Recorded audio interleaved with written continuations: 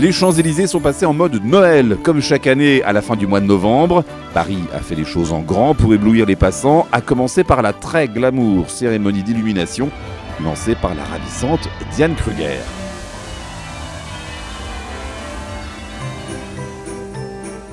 Mais pour que les Champs-Élysées tiennent leur rang de plus belle avenue du monde, il faut évidemment des décorations qui tiennent la route face aux intempéries. Retour quelques heures plus tôt sur ces mêmes trottoirs, en compagnie de Danny De Witt, le concepteur. Pour lui, la météo est un paramètre essentiel. Le vent est un paramètre sur lequel on doit tenir compte. Et nous avons résolu le problème en créant une installation qui est solidarisée avec l'arbre en un seul point. Et donc l'installation bougera avec le vent. Si l'arbre s'envole, l'installation s'envolera avec aussi. Eh bien, nous voilà prévenus. Il vaut mieux croiser les doigts pour qu'aucune tempête violente ne balaye la capitale durant les prochains mois. Mais Danny veut nous montrer qu'il n'y a rien à craindre. Son installation est conçue pour résister à toutes les épreuves. Je veux montrer que c'est du solide. Donc on a ici 2 fois 350 kg de béton qui supporte les embases. Et il faut vraiment être très fort pour que ça bouge. Ça bouge à peine quand je fais ceci. Voilà.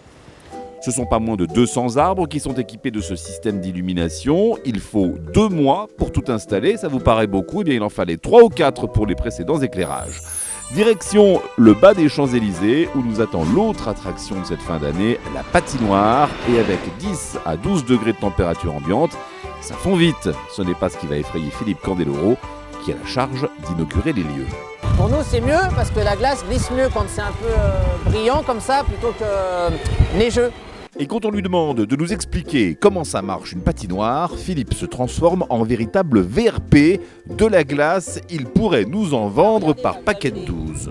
On les voit pas sous la neige là, mais il y a plein de petits tuyaux de caoutchouc.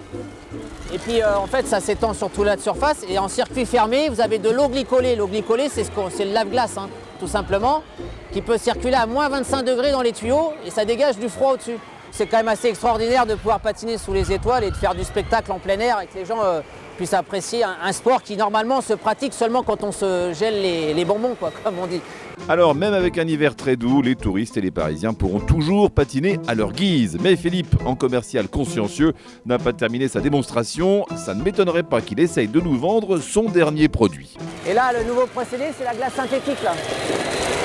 Là, moi, avec mes lames, je peux à la fois aller ici, comme aller sur cette surface.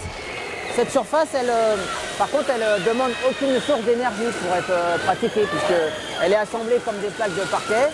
Et ensuite, on peut glisser dessus, sauf que nous, patineurs, ça nous demande 30% de puissance supplémentaire pour acquérir les mêmes performances qu'à côté. Et justement, il est temps de voir Philippe Candeloro et ses candélorettes en action. Allez, attention, mesdemoiselles, c'est pas où?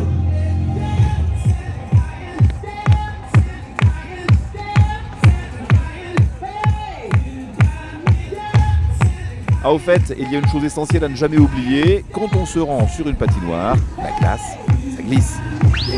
Youpla, à mon avis, ce sera ni le premier ni le dernier à tomber, mais finalement, une patinoire sans chute ne serait pas vraiment une patinoire.